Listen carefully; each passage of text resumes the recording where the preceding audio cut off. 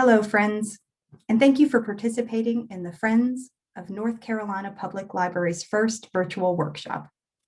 My name is Marlena White, and I have the privilege of serving as the board president for the Friends of South Carolina Libraries. My presentation is going to be a broad overview of how to be ready for grant opportunities.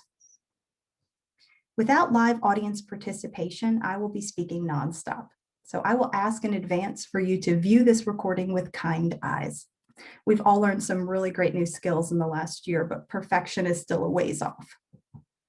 As I move through the presentation, write down any questions or comments you have, and be sure to reach out to me for answers to those questions or to provide suggestions. My contact email and phone number will be listed on the last slide. Grants are a wonderful funding avenue for library friends.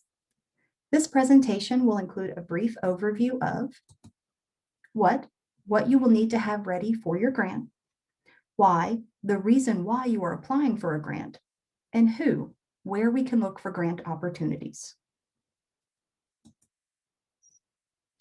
Many of my suggestions in this presentation will center around collecting this information, having it organized, and housed in a well-known location, both physical copies and digital copies. As members of a nonprofit organization, many of the items on this list will look and sound familiar. Your tax ID number is your organization's social security number. It is unique and it identifies your group. Articles of incorporation is a document filed with the Secretary of State where your organization originated, and it includes information on the nature of your organization. Your exemption letter is the original letter from the IRS approving your organization's nonprofit status.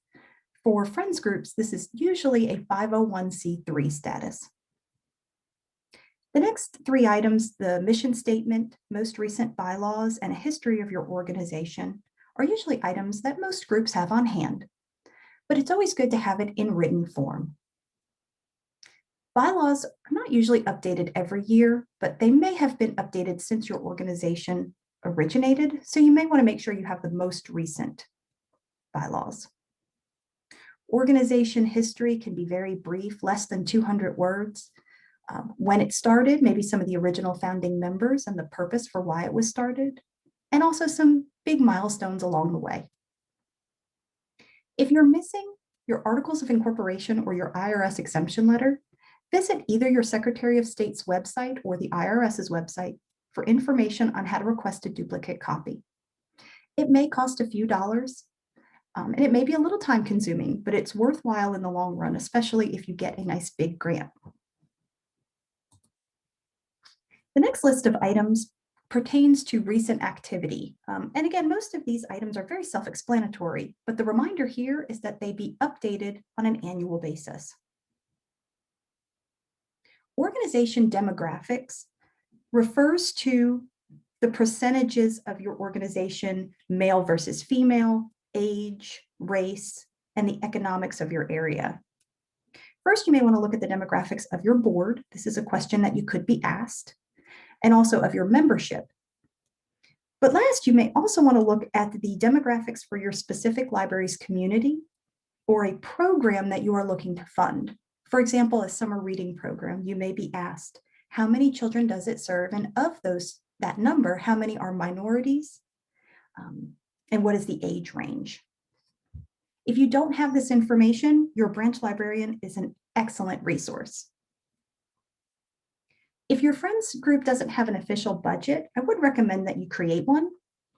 COVID-19 has skewed a lot of the information for 2020, but looking back at your income and expenses for 2019 should provide a good rough estimate for what your annual budget would look like.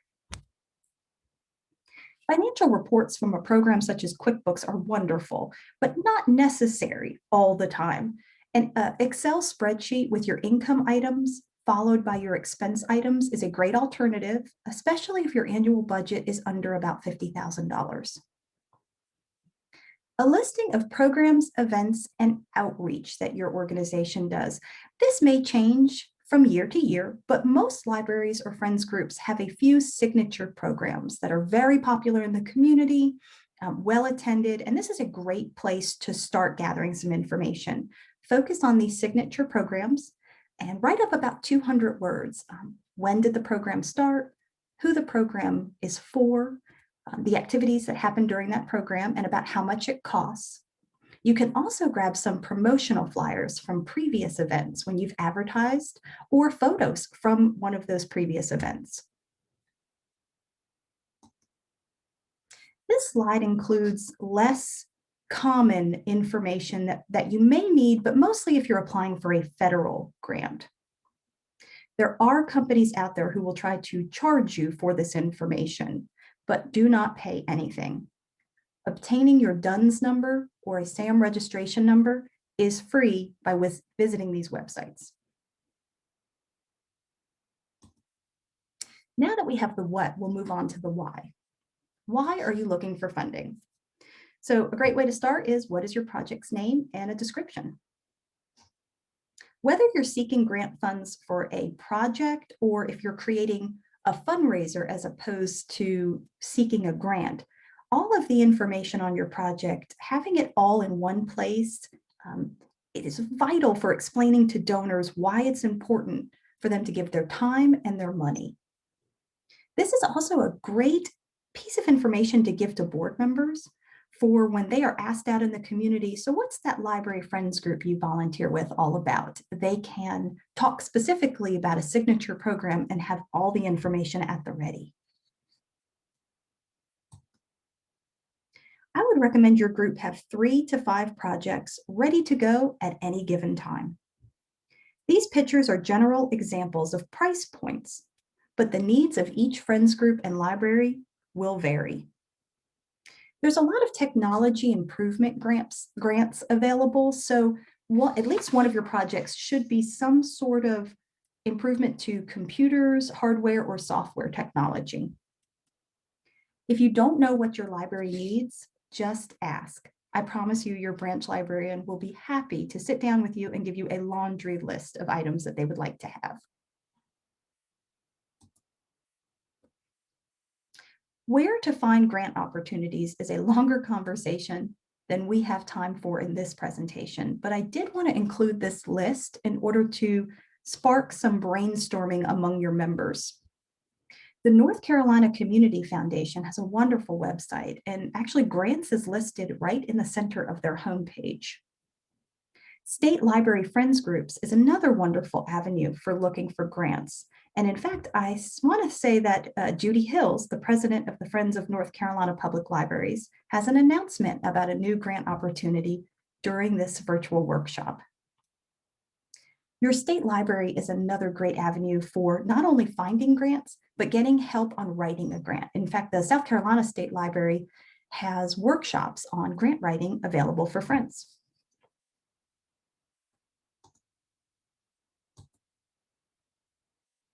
Once you find a grant, you could want to take a look to make sure your organization or your proposal, your program is going to be eligible and a good fit for the grant. Not every grant will be the right fit for your friends group or your library. A good way to narrow down which grants to apply for is to look at the list of previous winners. If you see a lot of friends groups on there, it may be a good grant for you. An important eligibility factor may be your geographic location.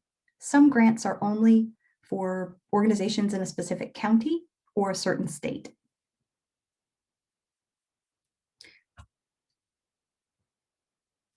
Another thing to look at is the annual budget of your organization. Some grants are limited to smaller groups with budgets of less than $10,000, or depending on your budget, you may fall within a specific category of the grant. I would never suggest a volunteer, especially a library friends volunteer, back down from any challenge, but there are times where the amount of work required for a grant may not be worth the amount of funds or the probability of receiving the grant. However, if you have all the information together from the previous slides, you may be able to move forward with the grant with a little more ease. Once you determine that your grant is eligible for a specific grant, or excuse me, your project is eligible for a specific grant, it's important to review what you will be required to complete if you receive those grant funds. Some grants require you to match a portion of the grant funds. One grant my local friends group received was for a total of $2,500 and included a 30% match, meaning we had to raise $750 during the time frame allotted, and I think it was about 90 days. This group's average sales for a one-day Saturday book sale was about $1,000. To meet the requirements, we held a Saturday book sale and advertised that all the funds raised were for the grant match. I like to share this story because we did not create anything new to secure the match. We simply used an existing avenue for fundraising and applied it to the grant. This will be acceptable for some grants, but others may require you to have reserved funds or a community or business partner who has committed to matching grant funds. If your group is lucky enough to have a wonderful year of fundraising and you find yourself with some extra income, a great idea for planning ahead is to save some of those funds as reserves that can be held over from year to year, specifically for the purpose of a matching grant opportunity. It's important to check the requirements on promoting a grant once you have received it, because it's very hard to go back and retroactively satisfy this. One example is the South Carolina Humanities Council. They sponsor a Speakers Bureau grant to nonprofit organizations looking for a speaker for a meeting or an event. They provide a list of speakers that are available, and the grant funds are paid directly from the South Carolina Humanities Council to the speaker. While the promotion requirements are clear and easy to follow, they require that you recognize the grant program during the event. As I am most certainly proving during this recording, we can all forget items of importance during an event. A great way to avoid failing to meet this requirement is to designate one volunteer whose job it is to speak up if the recognition is forgotten. Another way to satisfy this is to create a slide. Use it at the beginning of a virtual program, or you could put it up on a smartboard in an in-person program, simply saying this program is brought to you by ABC Grant. If you're reporting on a grant, then you've received the grant, so congratulations on receiving that grant. Some grant reports may be very simple and only require a general overview, such as this many people came and it was awesome. Other reports will require a detailed breakdown of each dollar spent or each impact or interaction. A grant I worked with last year required us to report the number of social media interactions. This was new to us, but we looked up our social media accounts and added up the numbers of likes, comments, and shares. There are tools and websites that you can use for calculating the percentages related to social media interactions, but most of the grants that friends groups are going to be applying for are just looking for the basics. The last point on this slide is to follow the rules. It's imperative that you follow every rule of the grant. The entity providing the grant will be happy to answer questions that you have, so look through the entire grant, put together a list of questions, and ask them all at one time. Seriously, if the grant says to use yellow paper, y'all find some yellow paper and use it. If you don't follow the directions, your grant could land in a special pile called trash. These are some great examples of how to satisfy advertising, a requirement that requires you to advertise the grant you received. On the left is a social media post from the Friends of the Lexington Main Library in Lexington, South Carolina. They're announcing that they received an emergency bridge grant through the South Carolina Humanities Council last summer. These funds originated from the National Endowment of the Humanities as part of the first CARES Act. The print is a little small, but there's a hashtag associated with those funds, as well as a specific NEH logo. One of the requirements was that the logo had to be included as is. It could not be altered in any way. On the right is a yard sign used for a story walk program funded in partnership between the Friends of the New Bern Craven County Public Library and the Harold H. Bate Foundation. These yard signs are a great way to promote an event or advertise a funding source. They're portable, weather resistant, and only cost about $30 each. Many grants run on cycles. So once you have a feel for which ones are a good fit for your organization, it's important to keep track of when the applications open and close and how often your group will be eligible to apply. Some grants may require previous winners to sit out a cycle or two. This is a great opportunity for one of your volunteers to keep track specifically of this information. I would recommend a detailed orientated person keep track, but it's a great opportunity for someone who's unable to volunteer in person, as the work and the research can be done remotely. Before we move on from this section, there's a couple last minute pointers. Once you have a list of grants that you'd like to apply for, it's important to update it regularly, especially in light of COVID-19. A lot of organizations have found they've had to cut due to funding, decrease in funding, and unfortunately, grants and scholarships are taking a big hit.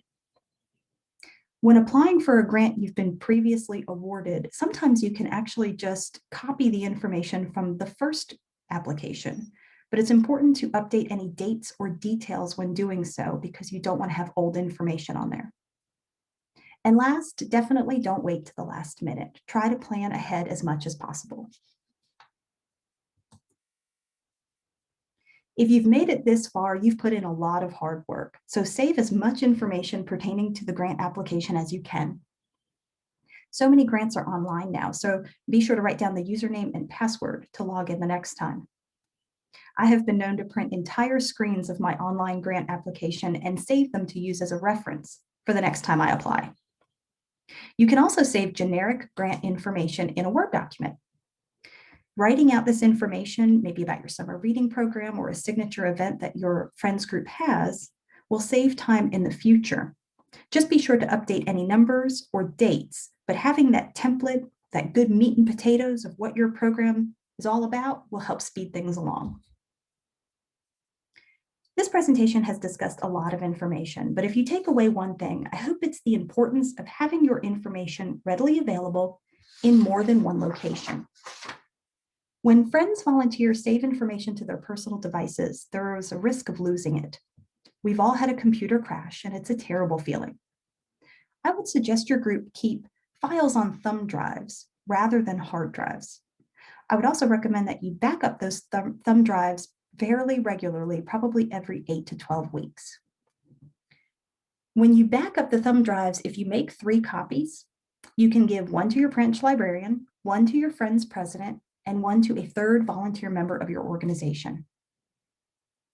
Last, I would suggest that you have an email address for your organization that is independent of anybody's personal email. That way, once you get awarded your grant, yay, you will get the email into one location and not someone's personal email.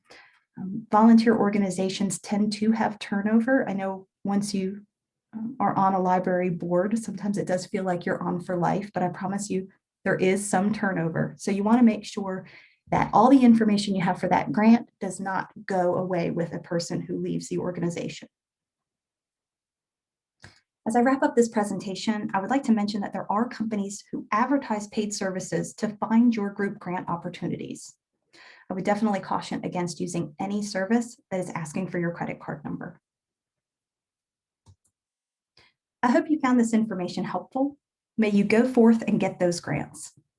Please reach out if you have any questions or comments regarding grants or any Friends topics. Thank you again to the Friends of North Carolina Public Libraries for this opportunity to present. Have a wonderful day, friends.